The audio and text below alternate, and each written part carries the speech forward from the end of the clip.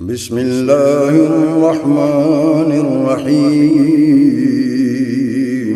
رسول اللہ صلی اللہ علیہ وسلم کسی کام کا حکم دیتے تو وہ ایسا ہی کام ہوتا جس کے کرنے کی لوگوں میں طاقت ہوتی۔ اس پر صحابہ کرام نے عرض کیا کہ یا رسول اللہ، ہم لوگ تو آپ جیسے نہیں ہیں، آپ تو معصوم ہیں اور آپ کی اللہ پاک نے اگلی پچھلی سب لغزشیں معاف فرما دی ہیں، اس لیے ہمیں اپنے سے کچھ زیادہ عبادت کرنے کا حکم فرمائیے۔ یہ سن کر آپ ناراض ہوئے، حتیٰ کہ خفگی آپ کے چہرہ مبارک سے ظاہر ہونے لگی۔